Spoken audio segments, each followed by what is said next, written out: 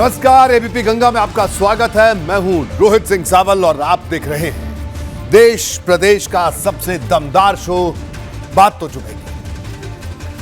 जी हां, सियासत में विपक्षी दलों को अपना स्टैंड हमेशा क्लियर रखना होता है। बहुत कम मौके ऐसे आते हैं जब सत्ता पक्ष और विपक्ष की आवाज एक दिशा में जाती है। ये मौके खासकर तब पैदा होते हैं जब मामला वोट बैंक से जुड़ा होता है, लेकिन कई बार ऐसा भी होता है जब विपक्षी दलों का समूह सिर्फ विरोध दर्ज करवाने के लिए ही एक नया विवाद पैदा कर देता है। इन दिनों ऐसी ही तस्वीर नए संसद भवन के उद्घाटन को लेकर दिखाई दे रही है, क्योंकि विपक्ष ने कई बार नए संसद भवन के मुद्दे पर मोदी सरकार को घेरने की कोशिश की। कभी अशोक स्तंभ में दिखाई देने वाले शेर की आक्रामक तस्वीर के जरिए सवाल उठाए, तो कभी नए संसद भवन के खर्च को लेकर विवाद खड़ा किया। और सबसे ताजा विवाद राष्ट्रपति के उद्घाटन समारोह में शामिल न होने को लेकर खड़ा किया गया। यह विवाद बीते 5 दिन से देश की सियासत में तपिश पैदा कर रहा है। कांग्रेस और समाजवादी पार्टी समेत 21 दलों ने यह तय किया है कि वो उद्घाटन समारोह के दौरान शामिल नहीं होंगे। विपक्षी दलों ने कहा है कि जब संसद से लोकतंत्र की आत्मा को ही खींच लिया गया, तो ऐसे में हमें नई इमारत की कोई कीमत नजर नहीं आती। तो वहीं भाजपा नेताओं ने विपक्ष के इस तर्क के जवाब में इतिहास के पन्ने पलट दिए। भाजपा नेताओं की तरफ से कांग्रेस के 2 प्रधानमंत्रियों इंदिरा गांधी और राजीव गांधी का उदाहरण दिया गया। भाजपा ने कहा कि जब इंदिरा संसद एनेक्सी का और राजीव संसद लाइब्रेरी का उद्घाटन कर सकते हैं, तो पीएम मोदी नए संसद भवन का उद्घाटन क्यों नहीं कर सकते। इस मुद्दे पर आज दिन भर सियासी जंग छिड़ी रही। आज मैं आपको बताऊंगा कि इस विवाद के पीछे कैसे 24 का सियासी रहस्य छिपा है। साथ ही यह भी बताऊंगा कि विपक्षी दलों की इस कोशिश को कैसे विपक्षी दलों ने ही झटका दिया। तो बने रहिए मेरे साथ और देखते रहिए बात तो चुभेगी।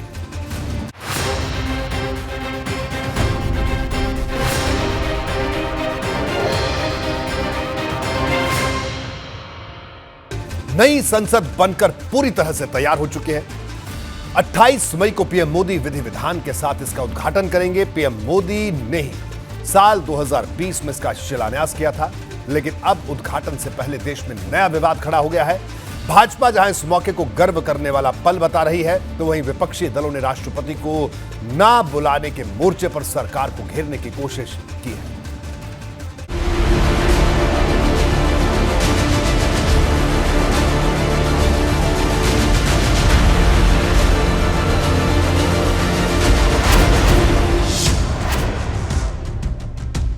नए संसद भवन पर विवाद का नया शोर।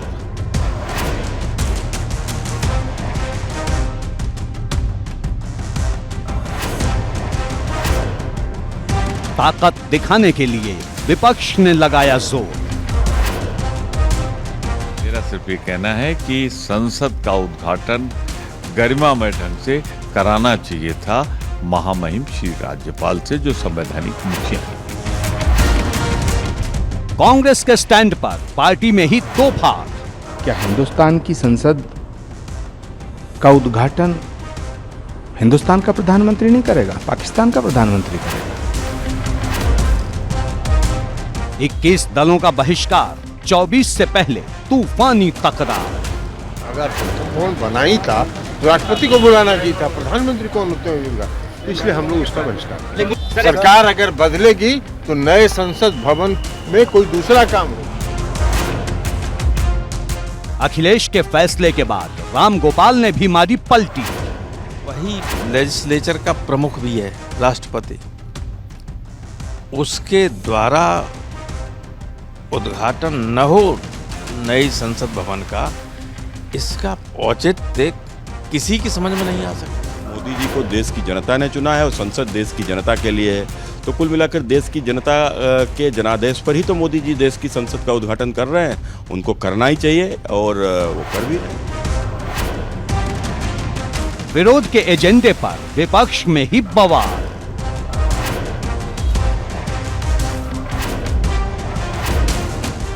राष्ट्रपति वाले विवाद पर मायावती के चुभने वाले सवाल।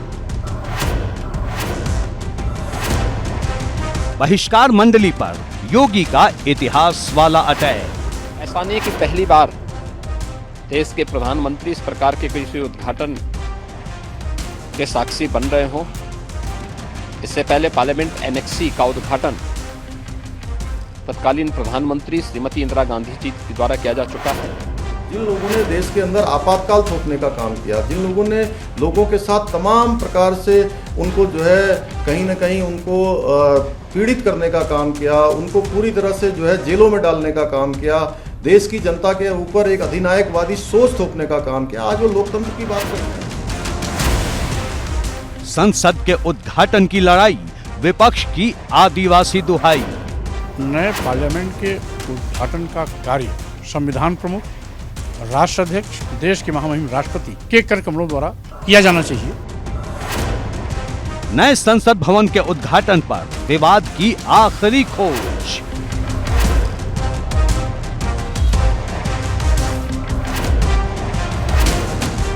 राष्ट्रपति वाला बहाना, प्रधानमंत्री पर निशाना।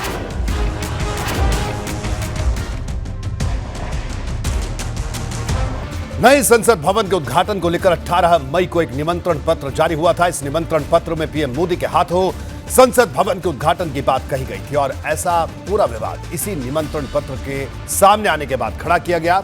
विपक्षी दलों का तर्क है कि राष्ट्रपति से नए संसद भवन का उद्घाटन न करवाना उनके पद का अपमान है, तो अब विपक्षी दलों ने इसी तर्क पर मायावती ने चुभने वाला पलटवार कर दिया।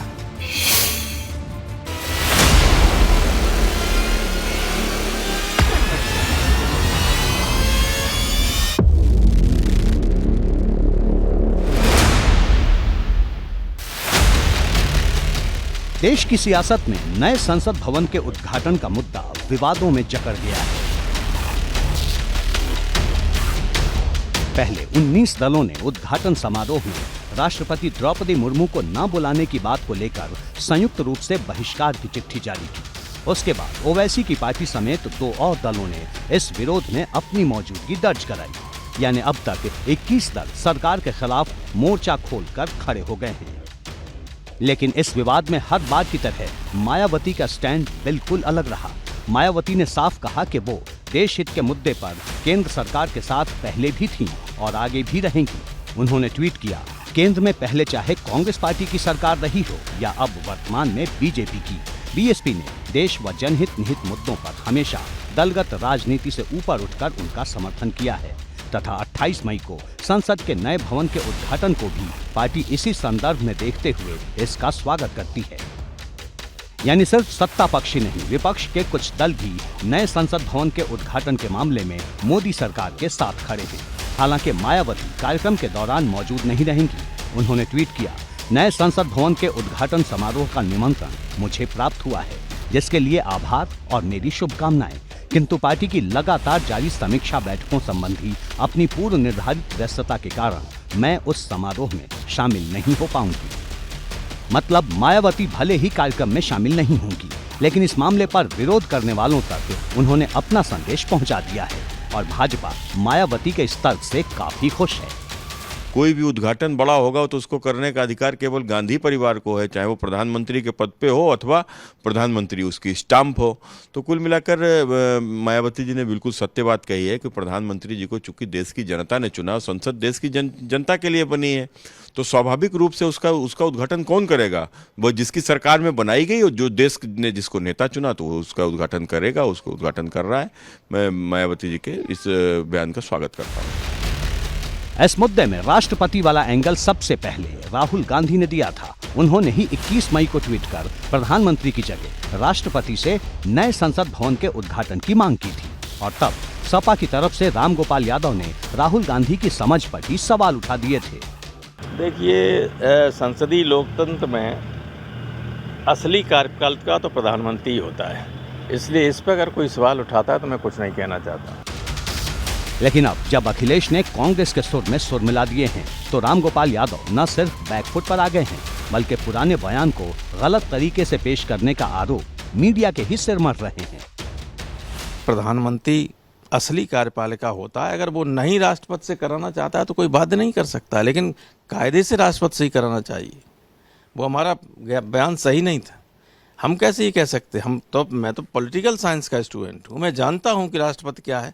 मैं जानता हूँ कि राष्ट्रपति को संविधान ने कोई ज़्यादा अधिकार नहीं दिए हैं, लेकिन संविधान ने ही राष्ट्रपति को संसद का प्रमुख बताया है। तो वही उसका उद्घाटन न करे, ये गलत है। इस विवाद को सबसे पहले कांग्रेस ने ही उठाया था, लेकिन कांग्रेस के भीतर ही इस विवाद पर एक मत नहीं, क्योंकि आचार्य प्रमोद ने ये कहते हुए सवाल उठा दिया कि अगर देश की नई संसद का उद्घाटन हिंदुस्तान के प्रधानमंत्री नहीं करेंगे तो क्या पाकिस्तान के प्रधानमंत्री करेंगे? देखिए, भारत की संसद भाजपा की संपत्ति नहीं है। भारत की संसद को भाजपा का समझना ठीक नहीं होगा। देश की संसद का उद्घाटन देश का प्रधानमंत्री नहीं करेगा तो कौन करेगा? क्या हिंदुस्तान की संसद का उद्घाटन हिंदुस्तान का प्रधानमंत्री नहीं करेगा, पाकिस्तान का प्रधानमंत्री करेगा? उद्घाटन के समय अगर देश के राष्ट्रपति जी हों, वहां पे उपराष्ट्रपति जी हों, स्पीकर साहब हों, प्रधानमंत्री जी हों और नेता अपोजिशन और पोजीशन सभी लोग मौजूद हों, तो ये सशक्त लोकतंत्र की पहचान होती है और इन सबको इकट्ठा करने की जिम्मेदारी सरकार की होती है और सरकार अपनी जिम्मेदारी से नहीं भाग सकती। देश के नए संसद भवन के उद्घाटन को लेकर हर किसी का अपना अपना तर्क है। इस बीच सीएम योगी ने पहली बार इस मुद्दे पर प्रतिक्रिया दी और विपक्षी दलों के बहिष्कार पर चुभने वाला हमला बोला। सीएम योगी ने विपक्ष को गैर जिम्मेदार बता दिया। इस ऐतिहासिक अवसर को गरिमामय और गौरवशाली बनाने की बजाय कांग्रेस समेत विपक्षी दलों के द्वारा जिस प्रकार की बयानबाजी हो रही है वो अत्यंत ही दुखद और गैर जिम्मेदाराना है। अब इंतजार 28 मई का है, जब दोपहर 12 बजे पीएम मोदी नए संसद भवन का विधि विधान के साथ उद्घाटन करेंगे और ये भी तय है कि विवाद की जो तस्वीर अभी नजर आ रही है वो 28 मई को और बड़ा आकार लेगी। एबीपी गंगा के लिए ब्यूरो रिपोर्ट। नए संसद भवन को लेकर सियासी झगड़ा बहुत पहले से चल रहा है। कांग्रेस को इस मामले में एक ऐसे ठोस मुद्दे की तलाश थी जिस पर वो कई दलों को एक साथ खड़ा कर सके और जैसे ही निमंत्रण पत्र में राष्ट्रपति के नाम गायब दिखा, उसने अपना काम शुरू कर दिया। पहले 19 दलों का समूह तैयार हुआ और धीरे धीरे 21 दल इस बात पर सहमत हो गए। विपक्ष का तर्क है कि सरकार आदिवासी वर्ग से आने वाली राष्ट्रपति द्रौपदी मुर्मू का अपमान कर रही है, लेकिन अब मायावती ने विपक्ष के तर्क पर चुभने वाला पलटवार कर दिया और राष्ट्रपति चुनाव की याद दिला दी, जब इन्हीं दलों ने द्रौपदी मुर्मू के खिलाफ चुनाव लड़ा था।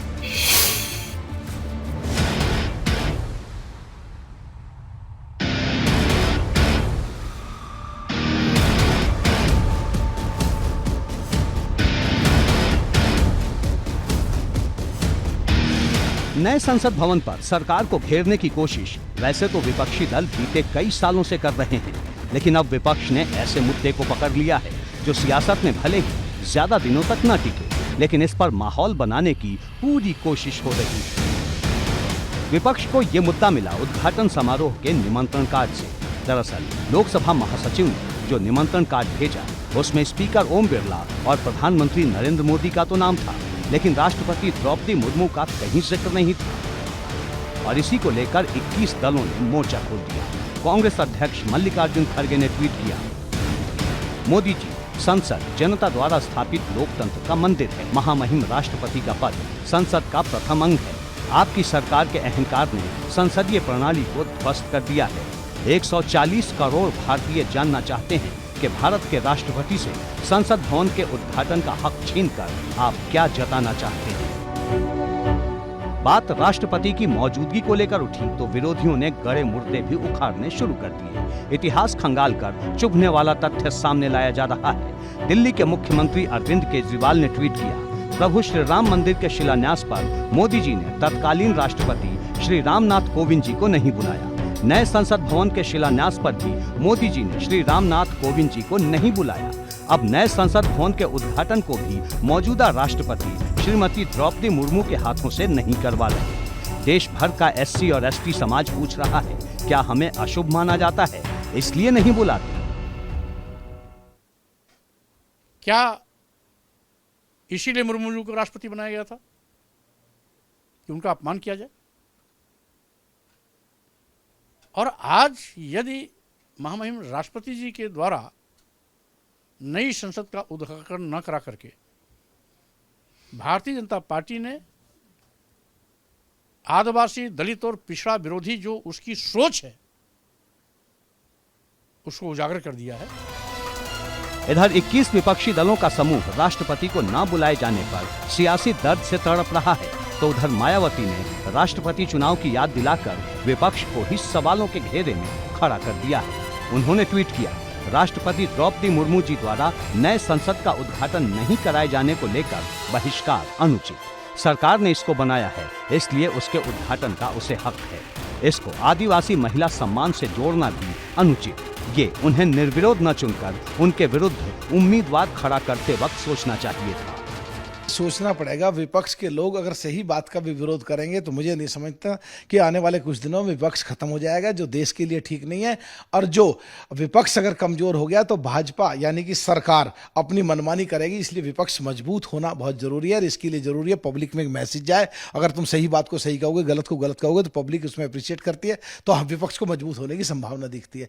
जहां तक बात है कांग्रेसी, तो इसके लिए भी कह रहे थे कि संसद नई बन रही है तो गलत बन रही है। सियासत में मुद्दे तैयार किए जाते हैं और विपक्षी दल राष्ट्रपति को लेकर जो सवाल उठा रहे हैं वो भी तैयार किया हुआ एक मुद्दा है। ये बहाना है, निशाना तो और कुछ है। मैंने कई बार आपसे भी कहा है कि चाणक्य ने बहुत साल पहले कहा था कि यदि कोई राजा बहुत लोकप्रिय होगा, जैसे मोदी जी हैं, तो दुश्मन का दुश्मन हमारे दोस्त के सिद्धांत पर ध्रुव संधियाँ होंगी। ऐसी ही एक ध्रुव संधि का प्रयास किया जा रहा है और ये बहाना बनाया जा रहा है। ये इशू कोई इशू नहीं है। क्या वो लोकसभा में नहीं बैठेंगे? क्या वो जो नई बिल्डिंग नहीं बैठेंगे? भाई, महामहिम द्रौपदी मुर्मू जी को राष्ट्रपति किसने बनाया? भारतीय जनता पार्टी ने बनाया। और मोदी जी को प्रधानमंत्री किसने बनाया? देश की जनता ने बनाया। तो देश की जनता ने प्रधानमंत्री श्री नरेंद्र मोदी जी को चुना है, न कि सोनिया गांधी ने कोई मनमोहन के तरीके से कोई स्टाम्प बनाया है। तो कुल मिलाकर जब मोदी जी को देश की जनता ने चुना है और संसद देश की जनता के लिए है। एक तरफ विपक्ष राष्ट्रपति को न बुलाए जाने के पीछे आदिवासी वाली दलील दे रहा है, तो दूसरी तरफ सरकार की ओर से विपक्ष को राष्ट्रपति चुनाव की याद दिलाई जा रही है। लेकिन कांग्रेस का तर्क है कि चुनाव लड़ना दूसरी बात है और राष्ट्रपति बन जाने के बाद सम्मान करना दूसरी बात। इस मुद्दे पर सियासत दो भाग है। अगर विपक्षी दल सरकार की नीयत पर सवाल उठा रहे हैं, तो कुछ दल ऐसे भी हैं जो एनडीए में न होने के बावजूद सरकार के साथ हैं और यही समीकरण 24 के चुनाव में भी दिलचस्पी बढ़ाएगा। एबीपी गंगा के लिए ब्यूरो रिपोर्ट। नए संसद भवन का शिलान्यास पीएम मोदी ने 10 दिसंबर 2020 को किया था और तब से ही कई बार संसद भवन पर सियासत तेज हुई। आपको बता दें कि कब कब विपक्ष ने नए संसद भवन को लेकर सवाल उठाए। नए संसद भवन पर कब कब विवाद हुआ, जरा इसको समझिए। सबसे पहले विरोधी दलों ने नए संसद भवन बनाने पर सवाल उठाया। विपक्ष का तर्क था कि नया संसद भवन बनाना पैसों की फिजूल खर्ची है। सितंबर 2022 में अशोक स्तंभ के डिजाइन पर विवाद हुआ। अशोक स्तंभ में शेर की आक्रामक तस्वीर को विपक्ष ने गलत बताया। कुछ दलों ने 28 मई की तारीख पर विवाद खड़ा करने की कोशिश की। 28 मई को वीर सावरकर की जयंती से जोड़कर सवाल उठाए गए। अब राष्ट्रपति के हाथों से उद्घाटन न करवाने पर विवाद खड़ा किया गया। नए संसद में सिंगोल रखे जाने पर भी कुछ दलों ने सवाल उठाए। राजदंड के रूप में पहचाने वाले सिंगोल को धर्म विशेष बताते हुए विवाद उठाया गया। सभी विवादों के बीच केंद्र सरकार अपने फैसले पर टिकी हुई है। 28 मई को पीएम मोदी पूरे विधि विधान के साथ संसद भवन का उद्घाटन करेंगे। विवादों की कहानी एक तरफ और मोदी सरकार का रुख दूसरी तरफ। आपको बताते हैं कि 28 मई को जब पीएम मोदी इस नए संसद भवन का उद्घाटन करेंगे तो उस दिन क्या क्या कार्यक्रम होने वाले हैं, जल्दी से आपको वो भी बता देंगे। उद्घाटन समारोह का संभावित कार्यक्रम जो है, सुबह 7:30 बजे से 8:30 बजे तक हवन पूजन। हवन पूजन में पीएम मोदी भी मौजूद रहेंगे। 8:30 बजे से 9 बजे तक सिंगोल स्थापित किया जाएगा। वैदिक रीति रिवाज के साथ लोकसभा में सिंगोल की स्थापना होगी। सिंगोल स्थापित करने के लिए तमिलनाडु के मठ से 20 स्वामी मौजूद रहेंगे। 9 बजे से 9:30 बजे तक प्रार्थना सभा का आयोजन होगा। प्रार्थना सभा में शंकराचार्य सहित कई विद्वान पंडित और साधु मौजूद रहेंगे। दूसरा चरण दोपहर 12 बजे से राष्ट्रगान के साथ शुरू होगा। राष्ट्रगान के बाद 2 लघु फिल्में दिखाई जाएंगी। राज्यसभा के डिप्टी चेयरमैन और उपराष्ट्रपति राष्ट्रपति का संदेश पढ़ेंगे। लोकसभा स्पीकर का संबोधन होगा। संबोधन के बाद सिक्के और स्टाम्प रिलीज किए जाएंगे। आखिर में करीब 1:30 बजे पीएम मोदी का संबोधन होगा। तो ये पूरा कार्यक्रम बात कांग्रेस की, जिसने लोकसभा चुनाव को लेकर बड़ा ब्लूप्रिंट तैयार करने की बात कही है। कांग्रेस के इस ब्लूप्रिंट का आधार वो ओबीसी मतदाता हैं जो किसी भी चुनाव में किंग मेकर समझे जाते हैं। यूपी की आबादी में भी ओबीसी मतदाताओं की संख्या करीब 50% है, जिसको रिझाने के लिए कांग्रेस ने बड़ा कार्यक्रम शुरू किया है। माना जा रहा है कि कर्नाटक चुनाव में सफलता मिलने के बाद अब कांग्रेस इस फॉर्मूले को यूपी की जमीन पर उतारना चाहती है।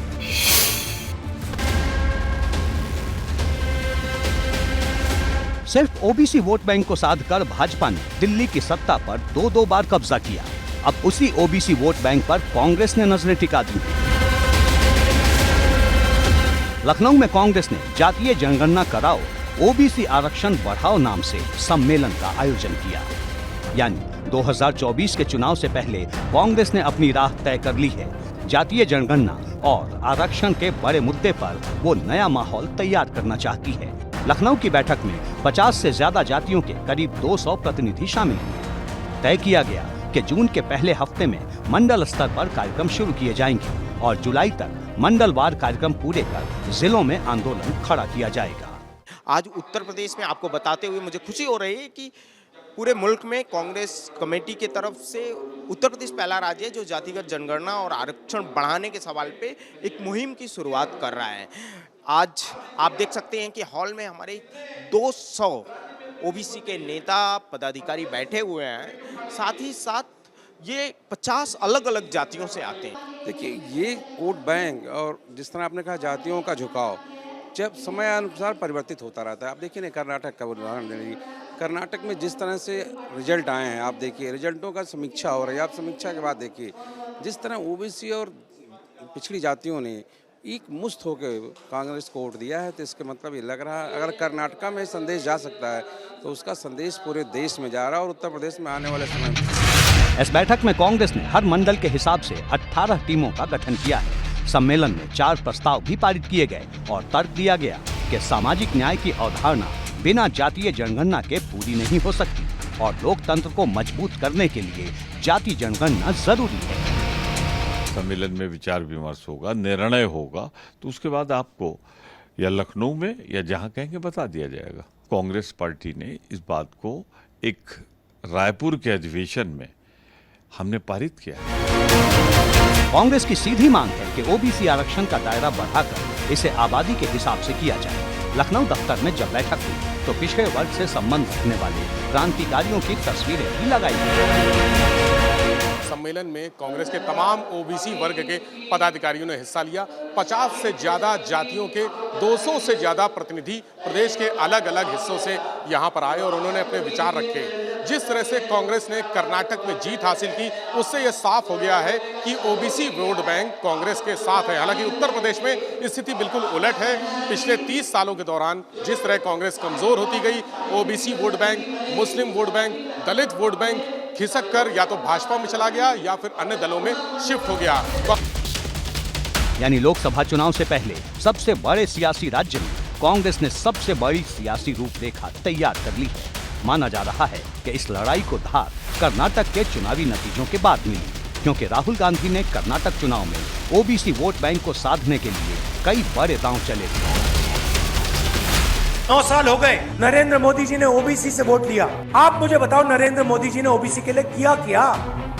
क्योंकि नरेंद्र मोदी जी ओबीसी से वोट ले लेते हैं मगर ओबीसी को शक्ति ताकत कभी नहीं देते। तो नरेंद्र मोदी जी ओबीसी बात करनी है ना, तो फिर काम की बात करिए, खोखले शब्द मत दीजिए। कांग्रेस उसी जातीय जनगणना की बात कर रही है जो समाजवादी पार्टी लंबे वक्त से करती आ रही है। यानी दोनों के मुद्दे भले एक हों लेकिन रास्ते अलग अलग हैं।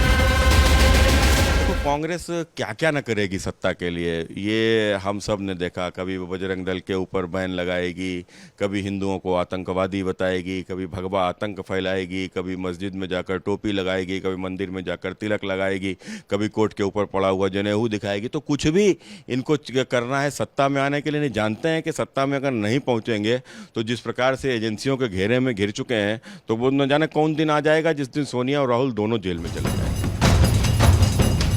सियासत के हिसाब से देखें तो देश में सबसे ज्यादा आबादी ओबीसी समाज की ही है।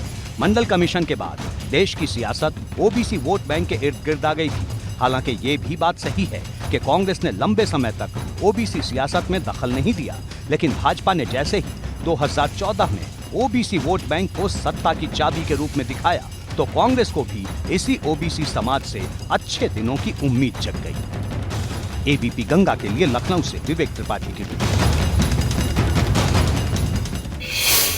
बात जयंत चौधरी की, जो पश्चिमी यूपी की सियासी जमीन से दिल्ली का रास्ता तैयार करने में जुटे हैं। जयंत चौधरी ने उन लोकसभा सीटों पर भी मेहनत शुरू कर दी है जहां पार्टी के लिए उम्मीद की किरण नजर आ रही है। आने वाले दिनों में वो आगरा में बड़ा कार्यक्रम करने वाले हैं, लेकिन इस बीच सबसे बड़ा सवाल यह है कि पश्चिमी यूपी में गठबंधन की रूपरेखा क्या होगी।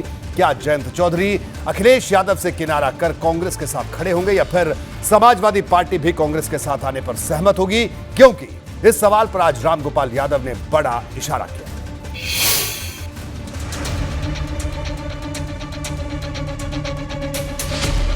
पश्चिमी यूपी की सियासत में नया खेला करने के लिए जयंत चौधरी मैदान में उतर चुके हैं।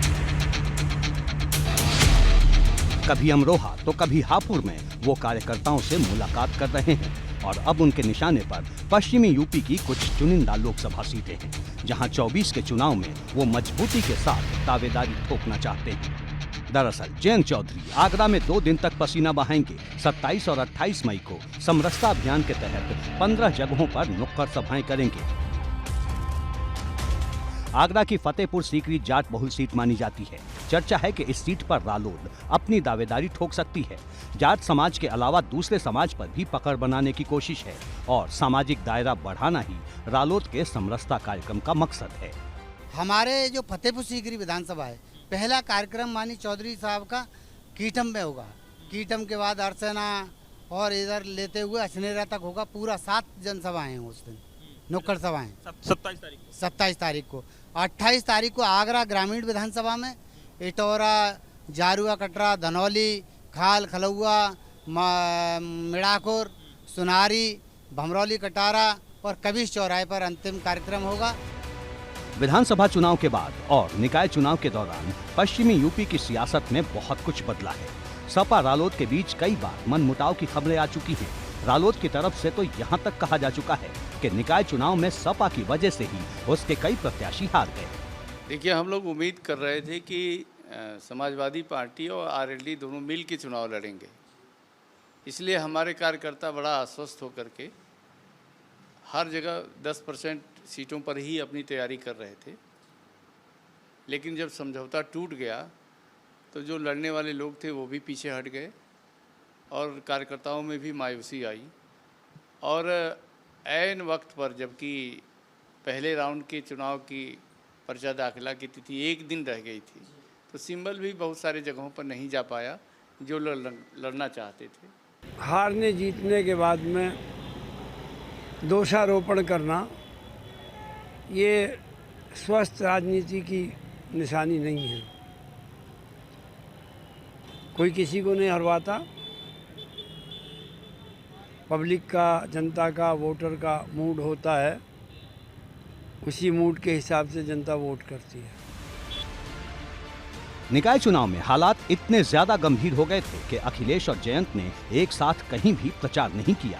अखिलेश पश्चिमी यूपी में कई जगहों पर दिखाई दिए, लेकिन जयंत गायब रहे और अब माना जा रहा है कि इस विवाद का कोई धमाकेदार अंजाम हो सकता है। हालांकि सपा की तरफ से ऑल इज वेल की बात कही जा रही है।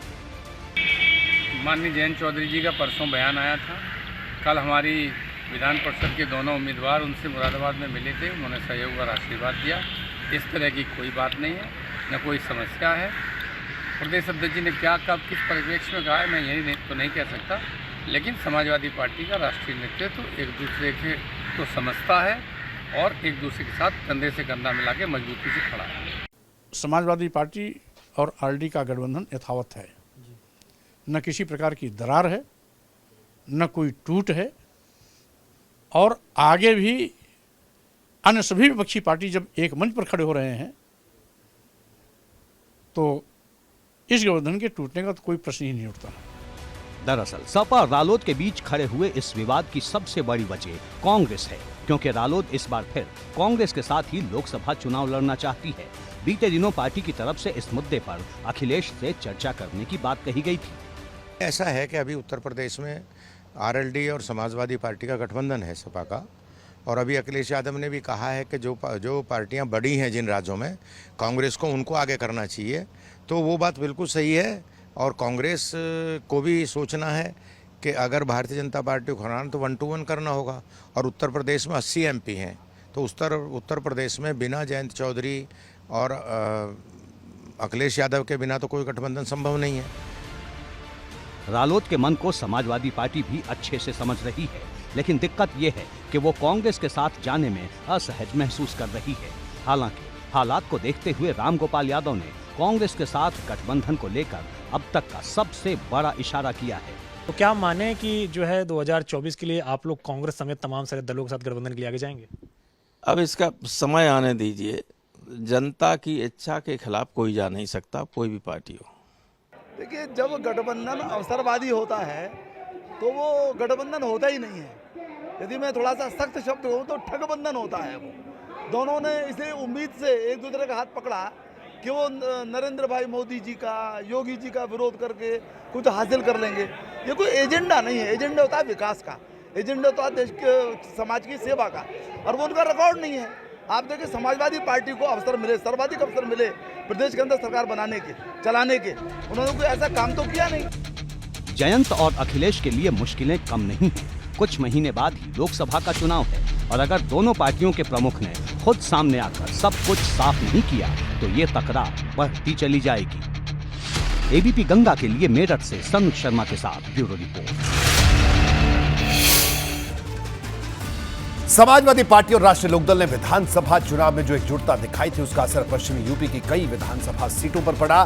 दोनों के बीच दोस्ती इतनी ज्यादा गहरी हुई कि अखिलेश यादव ने जयंत चौधरी को राज्यसभा तक पहुंचाने में अहम भूमिका निभाई। लेकिन अब दोनों दलों के बीच कड़वाहट का पन्ना खुल गया है। ऐसा क्यों है, ये आपको बताते हैं। सपा राष्ट्रीय लोकदल में टेंशन क्यों है?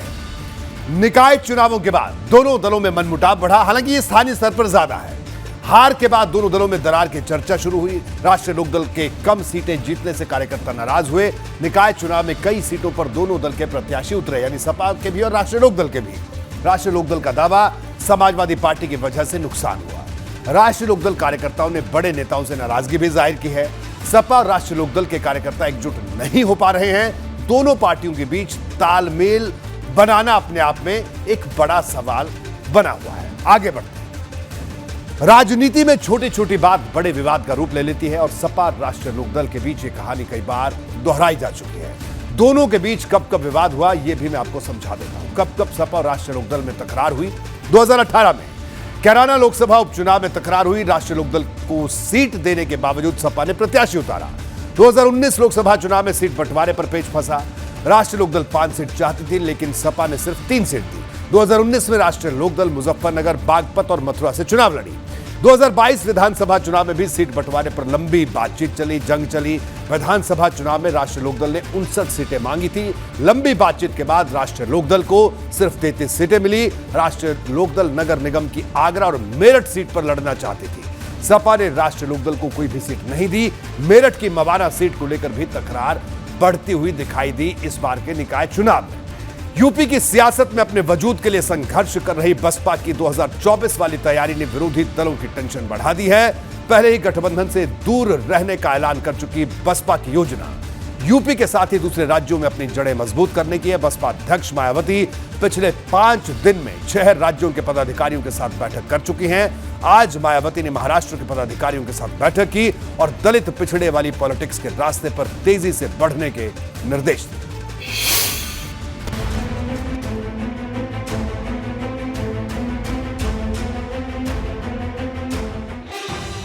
2024 के महामुकाबले के लिए बसपा ने राष्ट्रीय योजना पर कदम बढ़ा दिए हैं। बसपा अध्यक्ष मायावती पहले ही 2024 के लिए किसी भी गठबंधन में शामिल होने से इनकार कर चुकी हैं और अब यूपी की 80 सीटों के साथ दूसरे राज्यों में पार्टी की मजबूती पर नस्लें जमाती हैं। पिछले 5 दिनों में बसपा अध्यक्ष मायावती 6 राज्यों के पदाधिकारियों के साथ बैठक कर चुकी हैं। इनमें सबसे नया नाम महाराष्ट्र का है।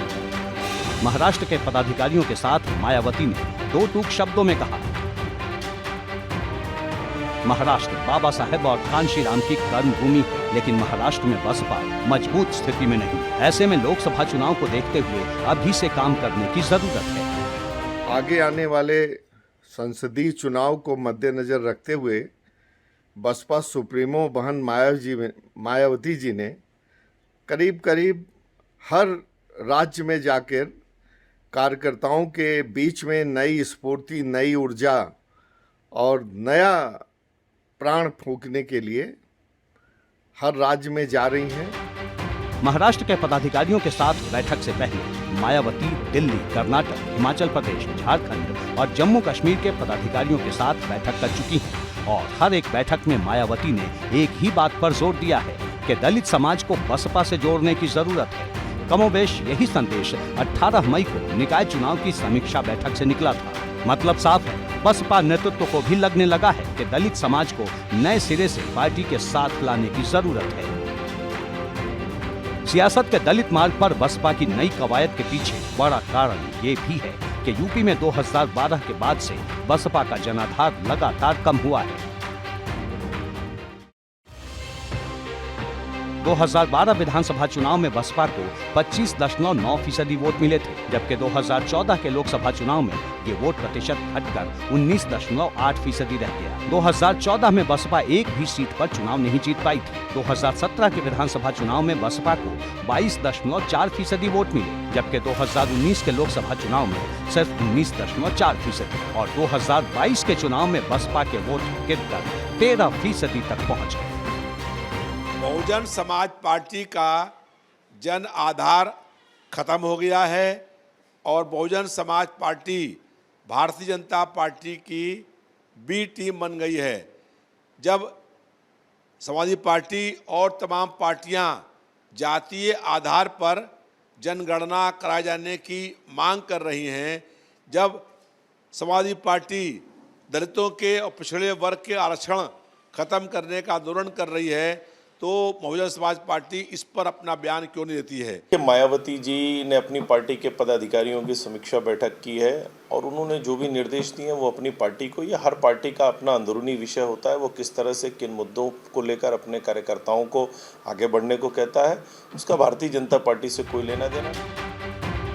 यहाँ तक कि यूपी निकाय चुनाव के नतीजे भी बसपा के लिए निराशाजनक रहे हैं, जबकि यूपी की आबादी में दलित समाज की हिस्सेदारी करीब 22% है।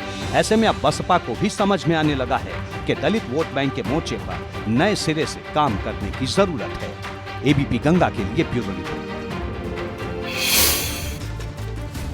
बढ़ते आगे, कुश्ती संघ के अध्यक्ष ब्रजभूषण शरण सिंह अब तक यौन उत्पीड़न का आरोप लगाने वाले कुश्ती खिलाड़ियों पर सीधा हमला बोल रहे थे, लेकिन अब ब्रजभूषण शरण सिंह ने पॉक्सो एक्ट को ही गलत बता दिया है। बहराइच में कार्यक्रम में ब्रजभूषण शरण सिंह ने कहा कि पॉक्सो एक्ट का दुरुपयोग हो रहा है, इसे खत्म किया जाना चाहिए। वहीं ब्रजभूषण शरण सिंह के खिलाफ धरने पर बैठे खिलाड़ियों के समर्थन में खाप पंचायतों का जुटना जारी।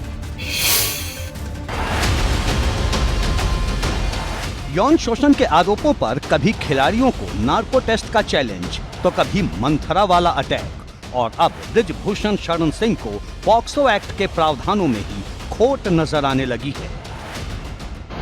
इस कानून के जो कुछ प्रावधान हैं, जो सीधे जिनका दुरुपयोग हो रहा है, बड़े पैमाने पर हो रहा है, बच्चों के साथ हो रहा है, बुजुर्गों के साथ हो रहा है, संतों के साथ हो रहा है, अधिकारियों के साथ हो रहा है, इस प्रावधान को बदलने के लिए हम संतों की अगुवाई में सरकार को मजबूर करेंगे। बात यहीं खत्म नहीं होती। बहराइच के कार्यक्रम में ब्रजभूषण शरण सिंह ने ये दलील भी दे डाली कि ये लड़ाई सिर्फ उनकी नहीं है, बात बच्चों के भविष्य की है। आपसे कहना चाहता हूं, ये मेरी लड़ाई नहीं है, मैं अपनी लड़ाई लड़ने में सक्षम हूं। ये मेरी लड़ाई नहीं है, मेरे ऊपर दया करने की कोई जरूरत नहीं है, मैं सक्षम हूं। ये लड़ाई आपकी है, हर व्यक्ति की है, हर बच्चे के भविष्य की है। मतलब पॉक्सो एक्ट पर अपनी विरोध वाणी में ब्रजभूषण शरण सिंह ने बच्चों से लेकर साधु संतों तक को शामिल कर लिया है और पॉक्सो एक्ट के दुरुपयोग को देश के भविष्य से जोड़ दिया है। माना जा रहा है कि यौन शोषण के आरोपों में घिरे बृजभूषण शरण सिंह की सारी कवायद सरकार पर दबाव बढ़ाने की है। बृजभूषण शरण सिंह का ये बयान इसी ओर इशारा करता है। जब तक जनता की आवाज नहीं बनेगी, जनता का समर्थन नहीं मिलेगा, समाज जब तक इस पर जागेगा नहीं, समाज अपना विरोध नहीं दर्ज कराएगा, समाज अपनी बात नहीं रखेगा। धार्मिक स्थलों पर अवैध रूप से लगाए गए लाउडस्पीकर पर सरकार सख्त है। गृह विभाग की समीक्षा बैठक में सीएम योगी ने 2 टूक शब्दों में अवैध लाउडस्पीकर हटाने के निर्देश दिए। सीएम योगी के निर्देश के बाद प्रशासन तेजी से धार्मिक स्थलों से लाउडस्पीकर हटाने में जुटा हुआ है। हालांकि जैसे जैसे धार्मिक स्थलों से लाउडस्पीकर हटाने की स्पीड बढ़ रही है, कार्रवाई के विरोध में उठते सुर और ऊंचे होने लगे।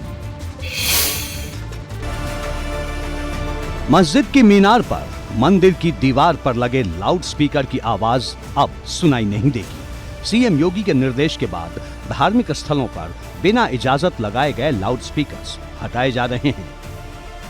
इससे पहले बुधवार को गृह विभाग की समीक्षा बैठक में सीएम योगी ने साफ लफ्जों में कहा, हाल के दिनों में जनपदीय दौरों के समय मैंने अनुभव किया है कि कुछ जिलों में पुनः लाउडस्पीकर लगाए जा रहे हैं। ये स्वीकार्य नहीं है। तत्काल संपर्क संवाद कर आदर्श स्थिति बनाई जाए। सीएम योगी के इसी निर्देश के बाद गाजियाबाद से गाजीपुर तक पुलिस एक्शन में है। प्रशासन अवैध रूप से लगे लाउडस्पीकर्स हटा रहा है, जबकि उन धार्मिक स्थलों पर जहां लाउडस्पीकर लगाने की इजाजत ली गई है, उन्हें लाउडस्पीकर की आवाज निर्धारित पैमाने के हिसाब से रखने की हिदायत दी जा रही है। अब तक कौशाम्बी समेत कई जिलों से मस्जिद और मंदिरों से लाउडस्पीकर हटाने की तस्वीरें सामने आई हैं। फील्ड के अधिकारियों साथ हुई बैठक में मुख्यमंत्री ने कहा कि इससे पहले जब ये आदेश दिए गए थे तब सभी लोगों ने खुद धर्म स्थलों से लाउडस्पीकर हटाए थे, जिसे लेकर पूरे देश भर में इस अभियान की सराहना हुई थी कि किसी तरह का कोई हंगामा नहीं, कोई बवाल नहीं और लोगों ने खुद धर्म स्थलों से लाउडस्पीकर को हटा लिया। लेकिन सीएम योगी ने बताया, उस बैठक में अधिकारियों से कहा कि पिछले दिनों में जब वो अलग अलग जिलों में दौरे पर गए तो देखा कि कुछ जिलों में एक बार फिर से धर्म स्थलों पर लाउडस्पीकर लगने शुरू हो गए हैं, लाउडस्पीकर नजर आ रहे हैं। ऐसे में एक बार फिर से ज़रूरत है कि लोगों से संवाद किया जाए और इन लाउडस्पीकर्स को हटवाया जाए। हालांकि जिस तेजी से अवैध लाउडस्पीकर्स पर कार्रवाई की जा रही है, उसी स्पीड से सियासत भी आकार ले रही है। योगी जी ने कोई भेदभाव तो नहीं किया। अगर मस्जिदों से हटा तो मंदिरों से भी हटा, लेकिन मंदिरों ने तो कोई कहा नहीं, कुछ स्वीकार लिया। लेकिन मस्जिदों के हटने के बाद कई बयान लोगों ने दी, लेकिन मोदी जी ने सबका साथ सबका विकास के तहत मस्जिद और मंदिर कहीं भी हो उसका समान रूप से पालन किया। फिलहाल उन सभी धार्मिक स्थलों की पहचान की जा रही है जहां बिना इजाजत लाउडस्पीकर लगाए गए हैं। एबीपी गंगा के लिए ब्यूरो रिपोर्ट। अत्याधुनिक ट्रेन वंदे भारत ट्रेन के रूप में एक और राज्य जुड़ गया। अब देहरादून से दिल्ली के रूट पर भी वंदे भारत ट्रेन पूरी स्पीड से दौड़ेगी।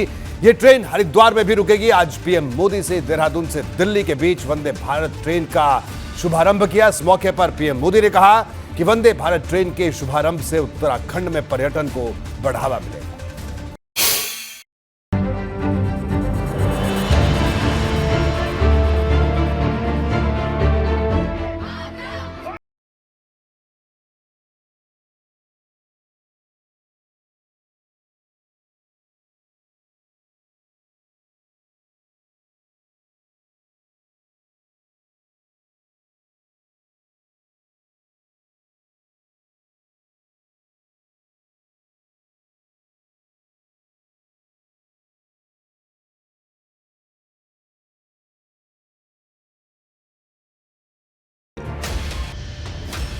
देहरादून से दिल्ली के बीच वंदे भारत ट्रेन के आगाज से यात्री कम समय में अपनी मंजिल तक पहुंच सकेंगे। वंदे भारत ट्रेन देहरादून से दिल्ली के बीच करीब 314 किलोमीटर की दूरी 4 घंटे 45 मिनट में तय करेगी। इससे पहले दिल्ली से देहरादून जाने के लिए 6 घंटे से भी ज्यादा वक्त लगता था। इस मौके पर पीएम मोदी ने कहा, वंदे भारत ट्रेन से उत्तराखंड में पर्यटन को भी बढ़ावा मिलेगा। वंदे भारत एक्सप्रेस ट्रेन की बहुत बहुत बधाई। दिल्ली और देहरादून के बीच चलने वाली ये ट्रेन देश की राजधानी को देवभूमि से और तेज गति से जोड़ेगी। उत्तराखंड को जोड़ने वाली वंदे भारत ट्रेन कुल 7 स्टेशन पर रुकेगी। देहरादून और दिल्ली के आनंद विहार रेलवे स्टेशन के अलावा 5 और रेलवे स्टेशन से यात्री वंदे भारत ट्रेन में सफर कर सकेंगे। इनमें हरिद्वार, रुड़की, सहारनपुर, मुजफ्फरनगर और मेरठ शामिल हैं। देहरादून से दिल्ली के लिए वंदे भारत ट्रेन के संचालन को सीएम धामी ने प्रगतिशील भारत की सबसे उज्जवल तस्वीर बताया। प्रधानमंत्री जी के मार्गदर्शन और केंद्र सरकार के सहयोग से उत्तराखंड में अनेकों ऐसे काम हुए जो पहले मुमकिन नहीं थे। पहाड़ में रेल चलाना एक सपना था, उत्तराखंड का हर बच्चा देखा करता था और हम भी जब छोटे थे सोचते थे कि ट्रेन में बैठने में कितना अच्छा लगेगा, कितना मजा आएगा। हालांकि देहरादून से दिल्ली के बीच यात्रियों को वंदे भारत ट्रेन से सफर के लिए अभी 29 मई तक का इंतजार करना होगा। 29 मई से यात्री वंदे भारत ट्रेन का सफर कर सकेंगे। एबीपी गंगा के लिए ब्यूरो रिपोर्ट।